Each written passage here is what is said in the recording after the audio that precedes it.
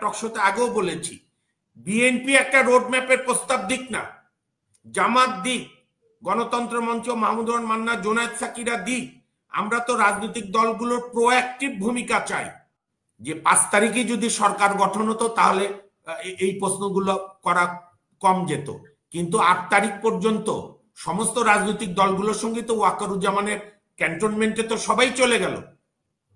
ক্যান্টনমেন্টে যখন ওয়াকারুজ্জামান ডাকলো, কোন দল না বলেছে যে আমরা ক্যান্টনমেন্টে যাব না।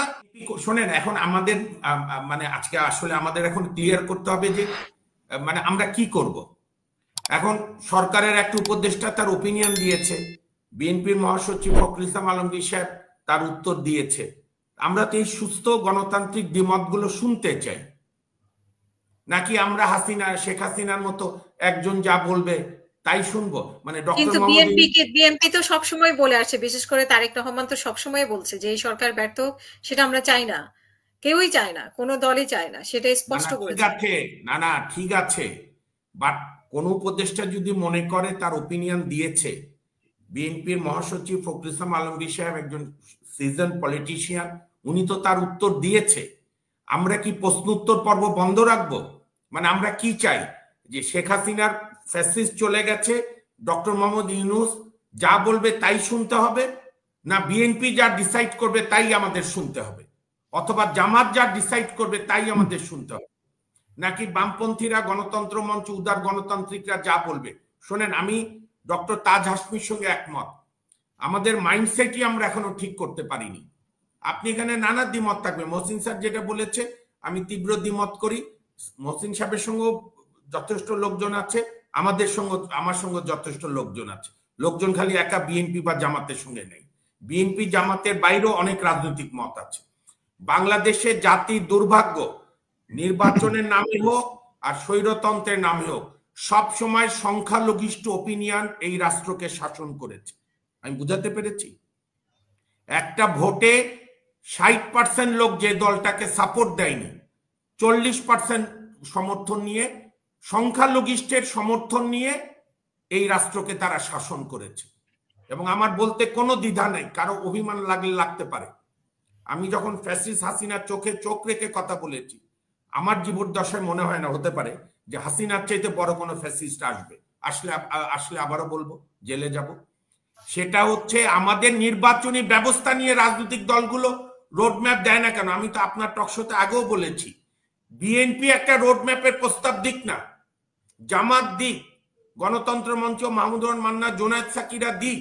আমরা তো রাজনৈতিক দলগুলোর প্রোঅ্যাক্টিভ ভূমিকা চাই জনগণ হিসাবে। বিএনপি বলুক যে বিচার বিভাগের এই সংস্কার আপনি করেন, পুলিশ বিভাগের এই সংস্কার করেন। আপনি বলছেন যে এটা করার জন্য, কিন্তু ওনাদেরকে যে ডাকলো 2 মিনিট করে সময় দেয়, যার জন্য ওনারা কথা বলতে চান। আমার কথাটা শোনেন না, হ্যাঁ, ওই দিন তারা বলবে কিভাবে? আমাকে একটু বলতে দেন, দ্বিমতটা একটু শোনেন। আমি মহসিন স্যারের সঙ্গে শ্রদ্ধা রেখে আমি দ্বিমত করি, হয়তো ওই দিন আরো অনেককে ডাকা উচিত ছিল, হয়তো কয়েকটা দল বাদ গেছে, কিন্তু দেশের সিংহভাগ দলগুলো সেদিন ডেকেছে। আচ্ছা, শেখ হাসিনা যেদিন দিল্লিতে পালিয়ে গেল বোনকে নিয়ে, আমরা যদি সবই নেগেটিভ দেখি তাহলে তো মুশকিল। জয়শঙ্করের নেতৃত্বে ওইখানেও একটা সর্বদলীয় বৈঠক হয়েছিল 6ই আগস্ট, এবং তাজ হাসমি সাহেব ইজ কারেক্ট, মহসিন সাহেবও কারেক্ট ভারত সম্পর্কে। সেইখানে সমস্ত দল যখন বসলো, যে রাহুল গান্ধীকে আমরা এত পছন্দ করি এখনো, যে মোদির হিন্দুত্ব ভারতের বিরুদ্ধে, ধর্মনিরপেক্ষ ভারত আমাদের প্রয়োজন, সেইখানে তার একটা ভূমিকা থাকবে। কিন্তু সেদিন তো রাহুল গান্ধী প্রথমেই বসে বলল যে বাংলাদেশে যা ঘটে গেল এটা কি আইএসআই প্লট, এবং তারা সর্বদল বৈঠক করলো একজন পতিত পলায়নকৃত গণহত্যাকারীকে আশ্রয় দেওয়ার জন্য। আধা ঘন্টার ওই মিটিংও 1 ঘন্টার ছিল, সারাদিন ব্যাপী হয়নি। আর আমাদের এখানেও সর্বদলীয় বৈঠক হলো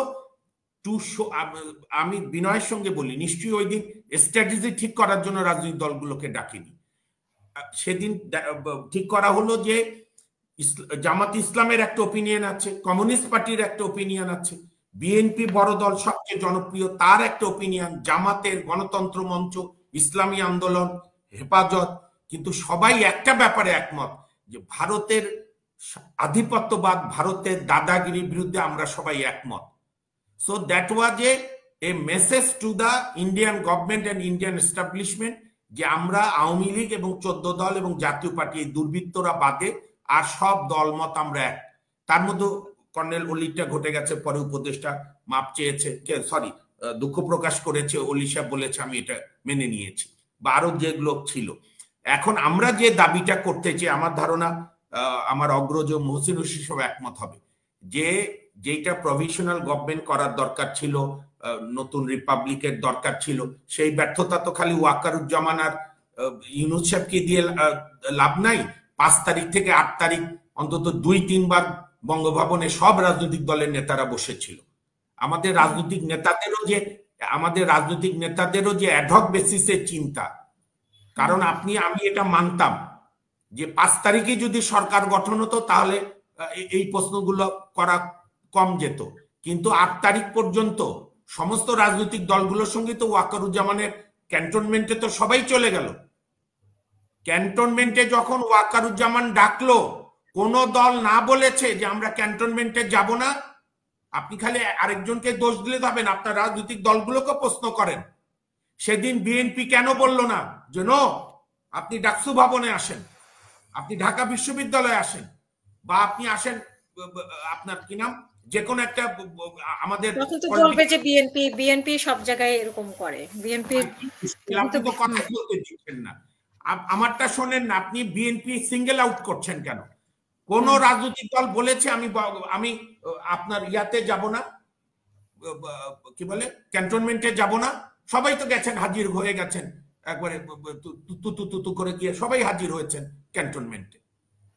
তারপরে হাজির হয়েছেন আপনার প্রফেসর কি নাম শাহাবুদ্দিন চুপ্পু সাহেব বঙ্গভবনে। তারপরে যেটা তাজ হাসমি সাহেবের সঙ্গে আমি একমত যে শাহাবুদ্দিন চুপ্পু সাহেবের পদত্যাগ দরকার ছিল। চুপ্পু সাহেবের পদত্যাগ তো থামিয়ে দিল বিএনপি। বললো না, তাহলে সংবিধান সংকট হবে। যারা আমাদেরকে ভোটের মাধ্যমে নির্বাচন করবে, নির্বাচিত হলে রাষ্ট্র চালাবে, সবচেয়ে বেশি সম্ভাবনা বিএনপির বড় দল, তার যদি রাজনৈতিক সাংবিধানিক বুঝ এই হয় তাহলে আল্লাহ দেশকে রক্ষা করুক, করছেও তাই। বিএনপি বললো না, এখন রাষ্ট্রপতি পদত্যাগ করলে এগুলো ভুলে যান কেন আপনারা?